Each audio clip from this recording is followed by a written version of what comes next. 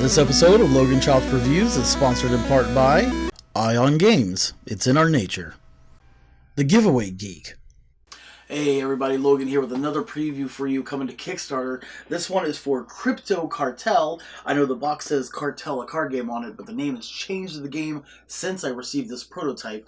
Crypto Cartel is a Euro-style game that has negotiation, hand management, and set collection. The object of the game is that you are trying to make the biggest modern-day black market war cartel by building up your resources and earning cryptocurrency while avoiding the DEA. And you do this by playing out different cards. We're going to go ahead and take a look at them. We're going to go ahead and jump in the box right now. It's Crypto Cartel. In the game, you've got a multitude of cards to play with. So we're going to go through just a couple of them so you get to know. Some of the cards you'll come up against are the DEA card.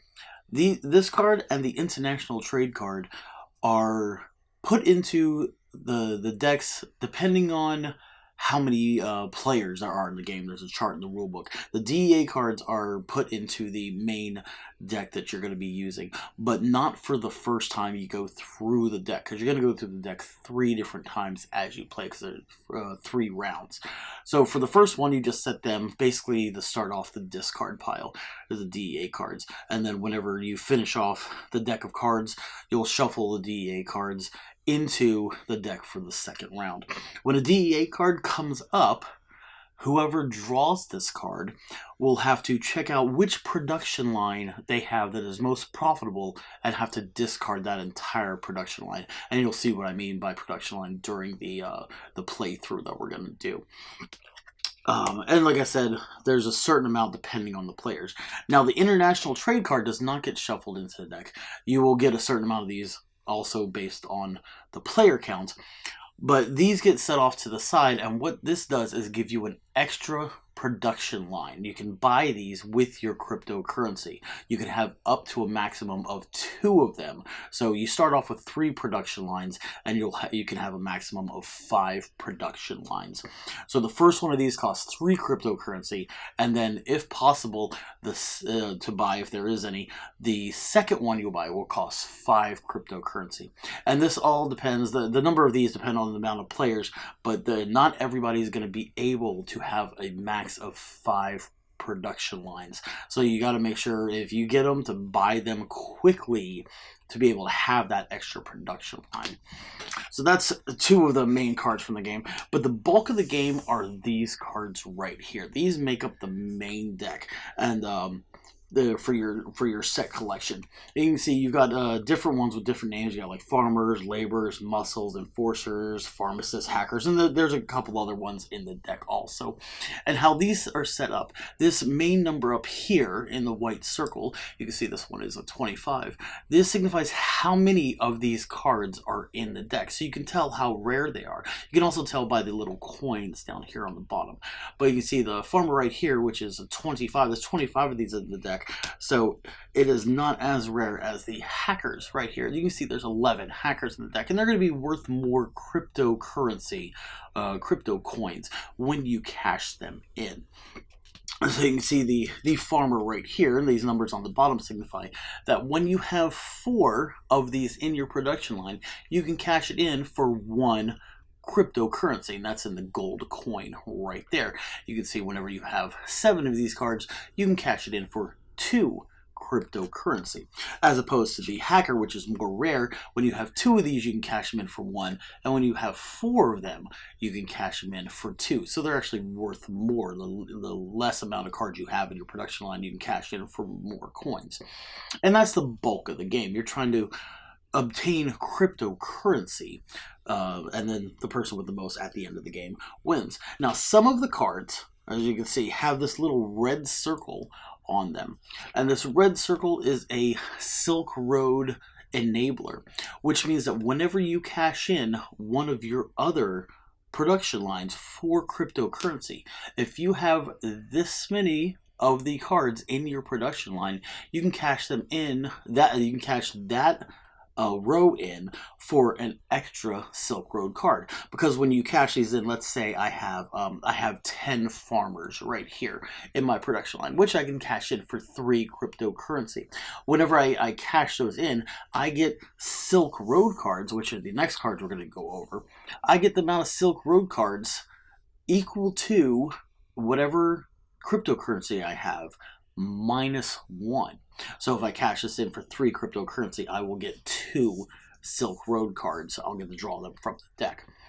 Now, if I had, let's say I had a row of laborers there, and I had 5 laborers, because that's what's in the Silk Road enabler right there, I can cash my laborers in also to get 1 extra one extra Silk Road card. So instead of getting 2 Silk Road cards, I'd get 3. So it's all the extra stuff that lets you know. Just to show you, the cryptocurrency is actually on the back of the card. So let's say whenever I cashed in these 10 to get 3 cryptocurrency, I would discard 7 of the cards, and I would keep 3 of them and put them face down on the table with the back of the cards face up to show that I had that cryptocurrency available to me to buy stuff such as the international trade card. Also, okay, so we've got those. That's the bulk of the deck right there, is the production line cards you're going to turn out. And then, so Silk Road cards are actually extra cards that add more stuff to your game. Now, when you have these in your hand, you cannot reorder your hand. Whatever comes up, it has to play in that order, and you'll see that during the playthrough. But Silk Road cards, even though they go into your hand, they're not kept in order like your production cards you got here. They basically just sit at the back of your hand waiting to be used whenever applicable, whenever you need to use them. You can see like this one right here, Silk Road card. This is a lookout right here, and it says that you get to draw 3 additional cards. You may add them to your production lines, or you can place them in any order in your hand. And then whenever you play this, you would put it in its own separate discard pile rather than a discard pile that your production line cards go into. So there's a lot of different variations, a lot of different abilities Silk Road cards do, like this Scario one here. You can steal a random card from an opponent. You may play that card or place it anywhere in your hand, which is good because you'll be able to line it up for whenever your production phase comes up and you're playing good for cards. You can get more points, more cryptocurrency. And then there's the assassination card. This is just a couple of these. Assassination card is like if you have 3 Scarios and each of these 3 cryptos, either a farmer, labor, muscle, or armorers, you may eliminate a player. So that could come in handy, getting rid of people out of the game. So there's more Silk Road cards. There's more of the production line cards. There's actually a lot more cards in here. And remember that this is just a prototype of the game. The artwork and everything can change within the game. So let's go ahead and actually take a look at the gameplay. Alright, we got everything set up for Crypto Cartel. You'll notice the decks are a little smaller than they normally come in the game. It's because we have modified it per the rules to play a 30-minute smaller 2-player game. So we're using less cards here. We've removed some of the different ones in there, and then we're using a smaller Silk Road deck. We still have 2 DEA cards. I think we're actually supposed to have 3, or no, we're supposed to have 2 of those, but we're supposed to have 3 of the international trade ones. But since we're playing a shorter game, we only have 1 of them possible to buy. So we both have our 7 cards, and I'm going to go ahead and play first. We've decided this beforehand. I know we usually rock, paper, scissors, but we played it beforehand. So the beginning of the turn, at the beginning of the game, you have to look at your hand and decide which way you're going whenever you play your cards. And that's the way you have to play for the whole entire game. So whenever you draw cards, they will get placed in the back, and when you play cards, they're going to be played from the front. So I'll go ahead and decide that this is going to be the front. The forward of my cards will be my front, and this will be my back, just like a normal hand whenever I splay it out like this. Gothi's going ahead and reorders. Now, you can't change the order of any of your cards in your hand. They have to stay in this order, and you always have, once you decide and you start the game, you have to play from the front, and the cards that you end up drawing or adding to your hand get added to the back. So the game basically goes, it's your production phase, and then it's the traders phase, and then the draw phase. So at the beginning of the game, you have nothing in your production line in front of you. You can play 2 cards into your production line, and with a possibility and an option to play a 3rd card. So we're going to go ahead like this. And when you make production lines, you put the same cards on the same production line. So it'll go like this. I'm going to play my first card, which is a pharmacist, to my first production line.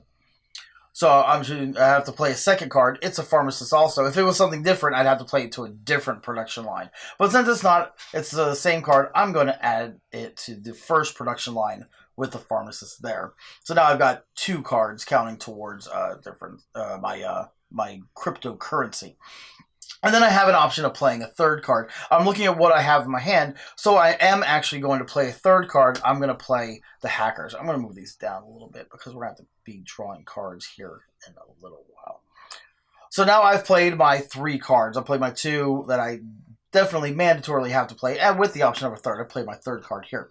So that's my production phase. You know, even though I have other hackers in my hand, I can't play them out here right now. You always play the cards from the front that come up. So I'm going to put my hand down. So that's it for my production phase. And then I'm going to move to the traders phase, which I will draw 3 cards from the deck right here, the asset deck we've got going on. So 1, it's a sharks. We got hackers, and we've got armors right there. And I'm responsible for all 3 of these cards. These are my cards. So I've either got to take them for myself, or I've got to give them to another player. I can gift them, or I can trade them to another player. So obviously, I'm going to take the hackers and add it to my production line. And any ones that you give or that you trade to another player, they have to go into their production line. Now, Gothy doesn't have anything in hers. I'm going to look at my hand here and see what I have coming up. Okay.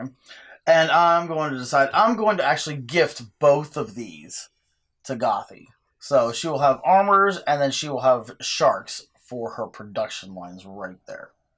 Okay, so since I've handled those 3 cards, I gave those 2 to Gothy. So now that is the end of my traders phase, and then it goes to the draw phase, where you draw 3 cards to put back into your hand. So, and they go to the back, whatever you've signified as the back of your hand, the back order. So we go 1, 2, and 3 for me. And then play will go to Gothy for her production phase. Okay, so I'll play Smugglers. Okay, she's playing her first card, Smugglers. That's the first one. Another Smugglers. Smugglers, and then she has the option to play a 3rd card if she would like. She doesn't have to. I'm not. Yeah, so she's not going to. She probably didn't have anything to match any of these, because if she did, she'd have to toss out a card into the discard pile to replace it with whatever the 3rd card was from her hand. So now it passes to her traders phase. Yep. Bankers. Mm-hmm. Armors, more bankers. And more bankers. So actually, it looks, it could be pretty good for Gothy right here. She's got the armors that she could add to her own to increase the number of cards in her production line. I'm going to toss out the sharks. You can toss out the sharks. All right. And take the bankers. And take the bankers. All right. Maybe. Yeah. So she's got all 3 production lines full right now. Draw.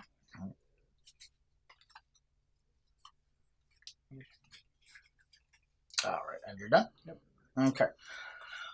So for my turn, I'm looking at what I have in my hand. All right, I'm going to play my first mandatory card, which is Bankers right there. So I was hoping Gothy would gift those to me, and then I'd be able to start my own production line of Bankers there. So my first card is Bankers. My second card is going to be another card for Hackers. And then also my 3rd card, I am going to choose to play a 3rd card. My 3rd card is another Hackers card. So now I've got 4 of them there, and if I look at my line right here on my card, I could trade in 4 hacker cards for 2 cryptocurrency if I would like. But I'm going to hold off on that right now. I'm going to see if I can get that number a little higher. I don't know, I'm flipping my cards. I'm not supposed to put them back in the order right there. It's just nervous habit I had from playing card games my entire life. Okay, so now we'll go ahead and go to my traders phase.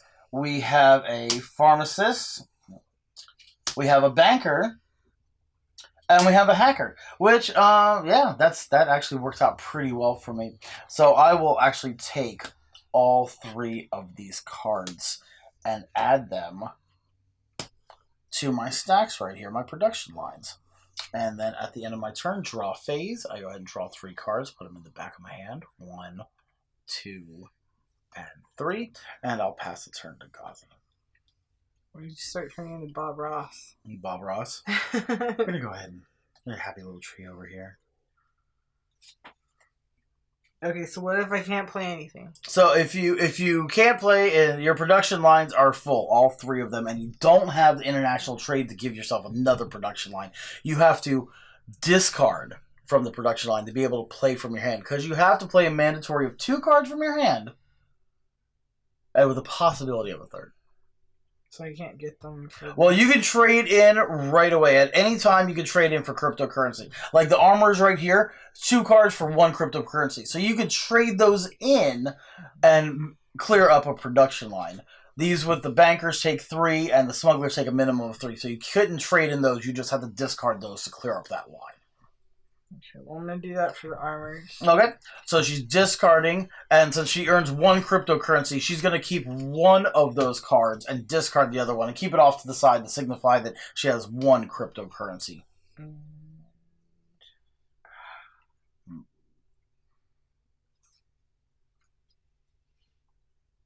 I guess I will discard the bankers. Okay, and so she's going to discard the bankers, freeing up 2 production lines.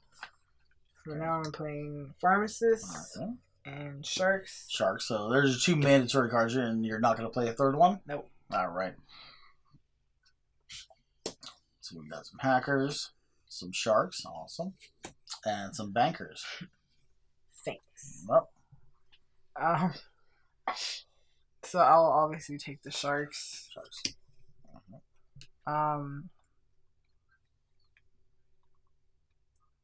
I guess I will gift you. Okay. Well, Gifting me the bankers, and I will propose a trade. I will trade you smugglers for that hacker right there. What about a pharmacist for the hacker? I do not have any pharmacists. You can't. You got to trade from your hand. You cannot trade from any of the production lines. Once they're in play, they're in play. I guess I'll take your offer. Oh, okay. So I'm going to trade smugglers, and I will take the hackers, and the hackers go into my production line right here. Now I have 6 of them. Okay, so can I trade these in now? Yeah, it's still your turn, so you can still trade them in now if so you'd for like. 3 I get 7? No, for 3 you get 1 cryptocurrency. The coin is the currency. So trading in 3 smugglers for the 1 discarding the change. And then draw 3. And draw 3, and they go into the back of your hand. Your turn. All right. So I'm looking at my lines. Before I do my production phase, I want to trade some stuff in right here. I have 6 hacker cards, but you have to trade in your full production line when you trade in. Now, let's see. I've got 6 here. Actually, you know what? I'm going to actually play before I trade in. So, because I was looking at something. I was looking at another card. So I play my first card, which is a hacker's card. And then I will play my second card, which is bankers, right here. And then I will choose not to play a 3rd card. So I'm going to go ahead and trade in these hackers. Since there's 7 of them, I will get 5 cryptocurrency right there. And whenever you trade them in, you get Silk Road cards equal to the amount that you get in cryptocurrency minus 1. So I will get 4 Silk Road cards. So let's trade these in. So I will keep track. I will keep 5 of them to show that I have 5 cryptocurrency. And the excess will get discarded. And then I will get 4 Silk Road cards to add to my hand. Let's see if any of them have anything that happens right away. Or I could use them right away if I would like.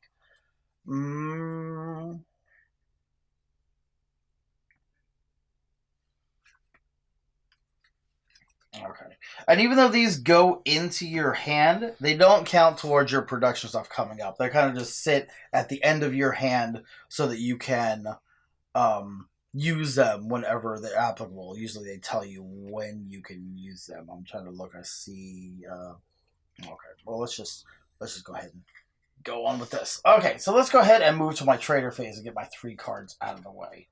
1, 2, and 3.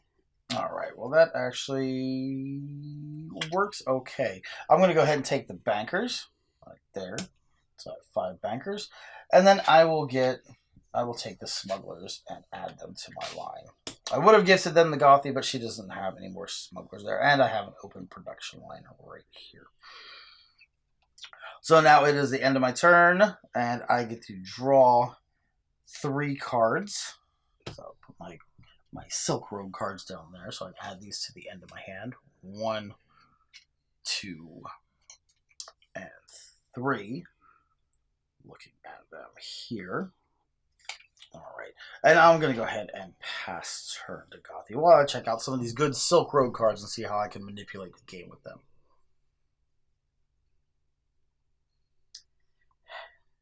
All right, banker. I'm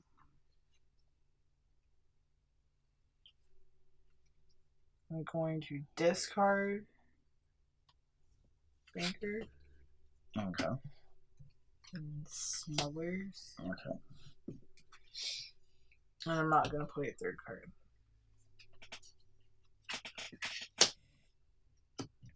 Bankers, hackers, and armors. None of which I need.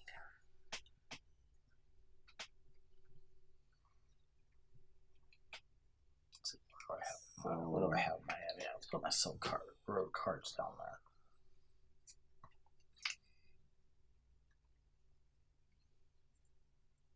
I will trade you a Sharks for the bankers. Actually, I'll trade you the Sharks and a Pharmacist for that banker. Okay. Okay. So good. I'll give you these 2. And I will take the banker, and it immediately goes into my production line.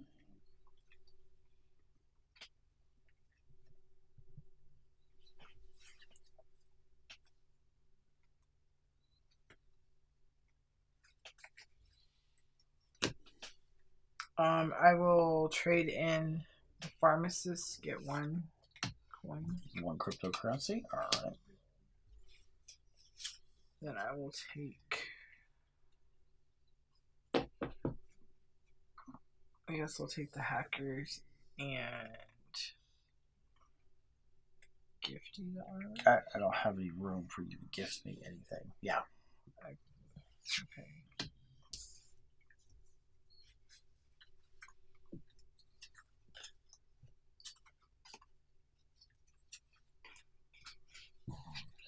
Let me see.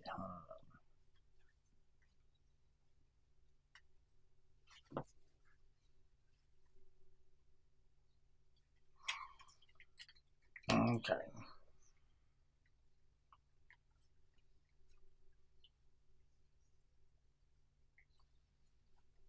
How many bankers do I have? I have 6 bankers.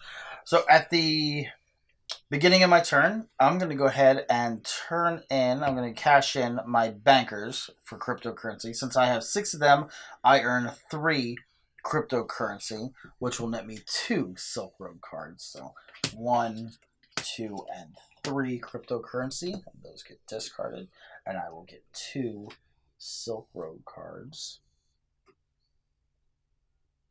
All right, what happens there?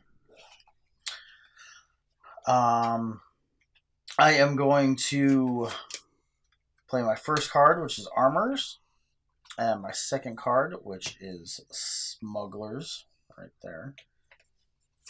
Oh, I'll put those back in the right order. So you just turn it in. I am going to spend 3 cryptocurrency, 1, 2, 3, to buy the international trade. So now I have a 4th production line. And I want to make sure I get that on camera right here. So I got a 4th production line, just in case something comes up that I don't have. So let's go ahead. I'll keep those in the right order. So used to doing that.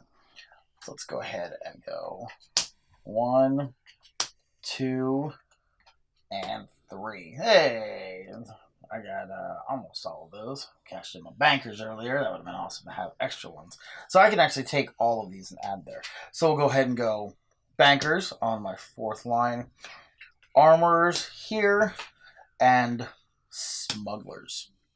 And then I will draw up for the end of my turn. Let's see, 1, 2, and 3.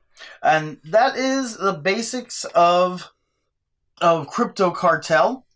Once you get all the way through the deck one time, the DEA cards get shuffled into the deck. Yeah, well, the discards and the deck all get shuffled together, and then with the DEA cards. And then you play through the deck a second time, and whenever you draw, or when you're doing your trade phase, and a DEA card comes up, is whenever you will have to throw away your most productive line that you have in front of you. And the first time one comes up, after you do that, you toss it out, because after you go through the deck a second time, you will shuffle the discards back in, and you'll have one DEA card, or however many, depending on how many players you have.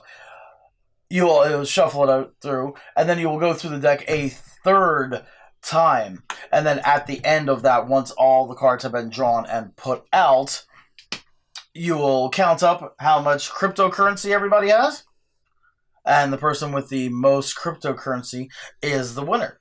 So let's go ahead and get to the review. So Crypto Cartel is a great little card game it's an interesting take. I like the set management, how you can only play a certain amount of cards and building up and cashing in your cards. It's unlike other card games that we've played. I really enjoyed it.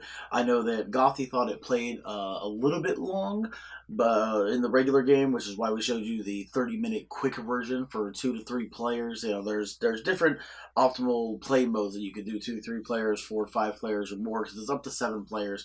But it's really interesting to take the Silk Road cards, add that little spice to the game, that spice up. I know you didn't get to see any during the preview, but go ahead and check it out. The game creator has a wonderful video that they're releasing during the Kickstarter. It's on October 13th, so go ahead and make sure you check out the Kickstarter. We will update the link in the description so that you can go ahead and go straight over to the Kickstarter and get it funded.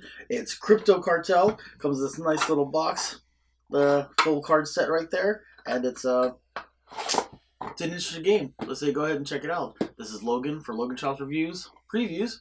We'll see you next time. Happy gaming.